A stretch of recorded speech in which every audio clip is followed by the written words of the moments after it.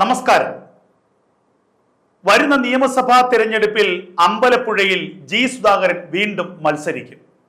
പക്ഷേ ഇക്കുറി CPM-ന്റെ സ്ഥാനാർത്ഥിയായിരിക്കില്ല, മറിച്ച് സ്വതന്ത്ര സ്ഥാനാർത്ഥിയായിരിക്കും. കോൺഗ്രസിന്റെ പിന്തുണയോടുകൂടി അമ്പലപ്പുഴയിൽ ജി സുധാകരൻ മത്സരിക്കുമെന്ന് ഏറെക്കുറെ ഉറപ്പായിരിക്കുന്നു.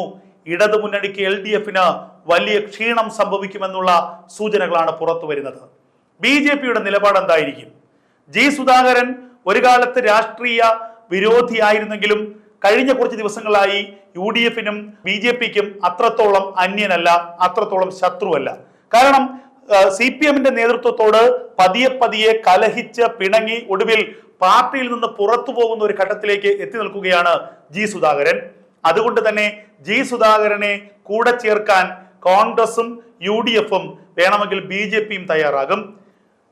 അമ്പലപ്പുഴയിൽ CPM-നെ പരാജയപ്പെടുത്താൻ ഒരു പൊതുസമ്മതനായ സ്ഥാനാർത്ഥിയാണ് UDF-ന് ആവശ്യം. ജി സുധാകരൻ അതിന് പറ്റിയ ആളാണ്. 2016-ൽ അമ്പലപ്പുഴയിൽ നിന്ന് 20,000-ലധികം വോട്ടുകൾക്ക് വിജയിച്ച ചരിത്രമുണ്ട് ജി സുധാകരന്. എന്നാൽ കഴിഞ്ഞ തവണ പാർട്ടി സീറ്റ് നൽകിയില്ല. കഴിഞ്ഞ തവണ വലിയ ഇമേജോടുകൂടി വീണ്ടും മത്സരിക്കാൻ കാത്തുനിന്നതാണ് ജി സുധാകരൻ.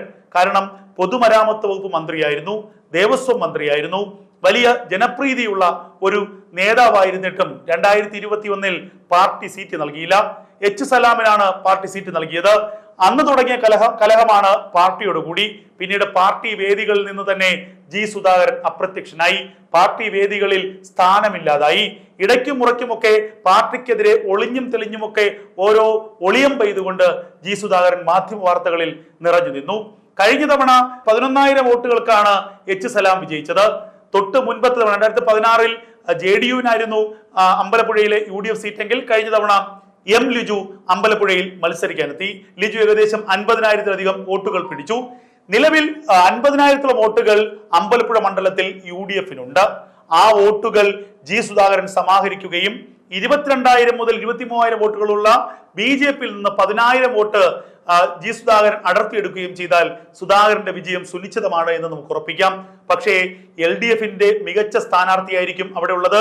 നിലവിലെ MLA എച്ച് സലാം തന്നെയാണ് സാധ്യത.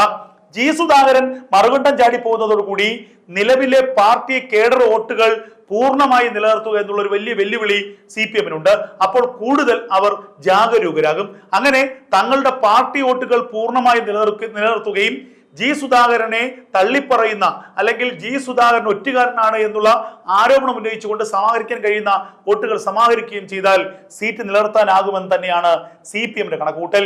ഇനി പാർട്ടി വേദികളിലോ CPM-ന് വേണ്ടി പ്രചരണത്തിനോ ഇല്ല എന്ന് തൊട്ടു മുൻപ് ജി സുധാകരൻ വ്യക്തമാക്കിയിരിക്കുന്നു.